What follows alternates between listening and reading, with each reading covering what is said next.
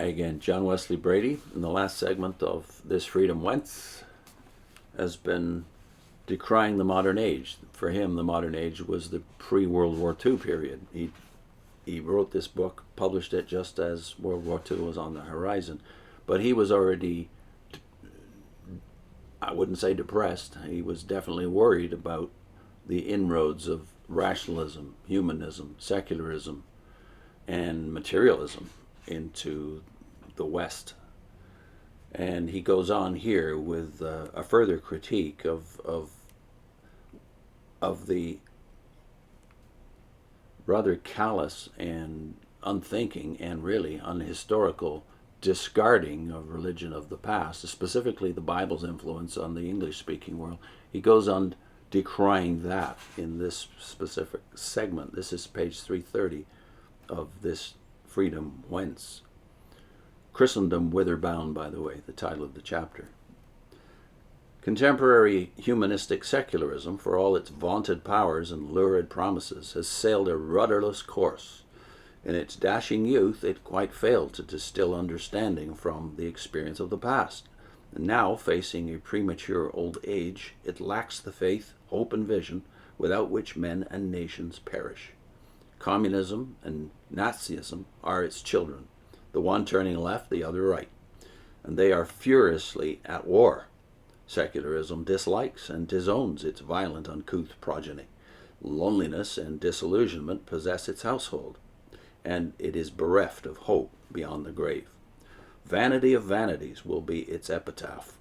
Yet, had it been teachable in its youth, it would have discovered that its naturalistic philosophy was none other than a revived, embellished, and camouflaged edition of deism.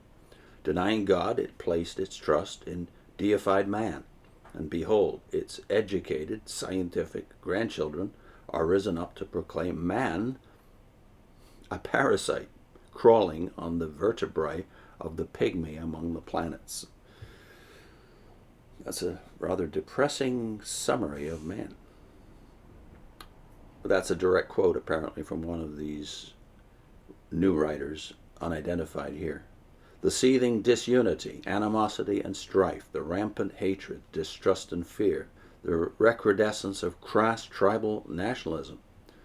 Boy, that sounds like now. Crass tribal nationalism.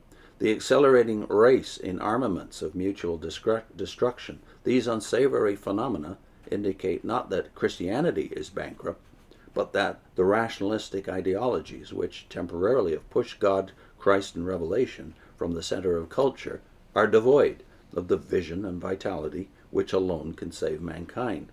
Reason, divorced from faith, has afresh been proving itself but a critical, destructive faculty. Modern secularism now faces the age-old dilemma: without God, whence cometh hope, unity, or purpose into the world? Without revelation, where are to be found the cornerstones of morality? Without faith, where is man's guiding star? Now, those questions are being asked again by people who are making no claim to be evangelical Christians, people like Tom Holland, Douglas Murray, and Jordan Peterson. Bready goes on, if the spiritual oxygen, writes Lord Bryce, which has kept alive the attachment to liberty and self-government in the minds of the people, becomes exhausted, will not the flame burn low and perhaps flicker out? Without faith, nothing is accomplished, and hope is the mainspring of faith.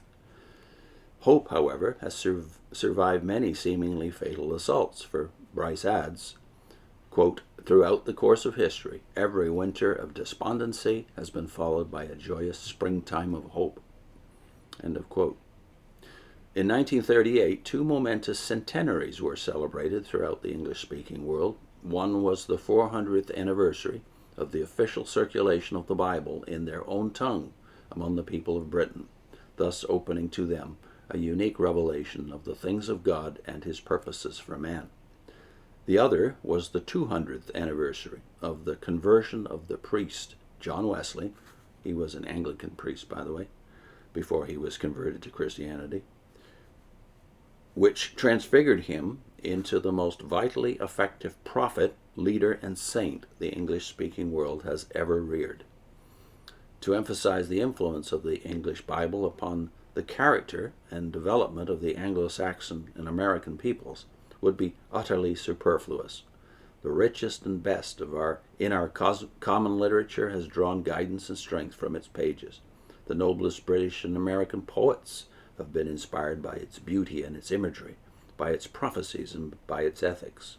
The English Bible was the rock foundation upon which all that was most magnificent in English Puritanism was built. It has been to Anglo-Saxon civilization not only the Biblos, that is the book of books, it has been the chart and compass of their moral and spiritual life. He who presumes to interpret British and American character and culture without an understanding of the Bible is like a drunken man fumbling at a locked door without a key. The 200th anniversary, simultaneously commemorated, represents a development and a fulfillment of the 400th. It was Wesley, the rigid sacerdotalist, that is, priest, devoted to the ritual of the Anglican Church, as he listened to the reading of Luther's preface to the Epistle to the Romans, that the central message of the New Testament broke with overpowering illumination upon his soul. Henceforth the Bible became to him a book of new inspiration, new revelation.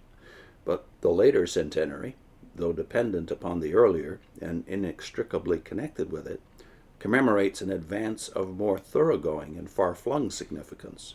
When once Wesley's heart was strangely warmed, and the divine sonship of faith possessed him, he initiated and molded a movement which applied the central principles of the Reformation as never before they had been applied. Salvation by faith now became a vital personal experience, not a doctrinal dogma.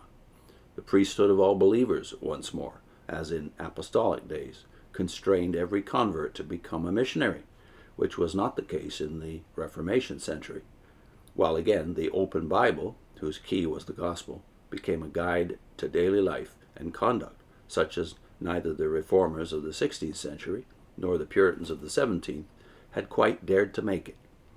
It is scarcely an exaggeration, says Lecky, the great rationalist historian, to say that the scene which took place in that humble meeting in Aldersgate Street, that is Wesley's conversion, forms an epoch in English history. The conviction which then flashed upon one of the most powerful and most active intellects in England is the true source of English Methodism. Had Lecky been writing a history of 19th as well as 18th century England, and had he investigated the deeper significance of the whole evangelical revival, he soon would have realized that Wesley's conversion resulted in something still greater than an epic or epoch in English history. It is highly dubious if anyone since that matchless missionary to the Gentiles has exercised such widespread creative and beneficent influence upon the souls of men. In the 17th centuries between St. Paul and Wesley, the achievements of St. Francis alone, that's Francis of Assisi, compared with those of the great Protestant evangelist. But whereas St. Francis quickly won the approval of the Pope and the Catholic Church, Wesley, in a then slave-trading deistic England, faced ridicule and animosity for more than 3 decades. He lived to an age, however, which doubled that of St. Francis. His personal crusade was almost 3 times as long. Each succeeding year, his zeal and his influence increased, and so solidly did he build that his greatest victories were won after death.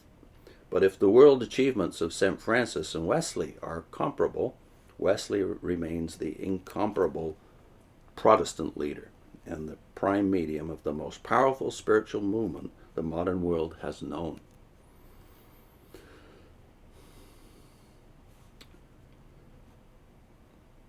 I'll put in a link to a video we did on F.W. Farah, who was a chaplain of Queen Victoria in the late Victorian era.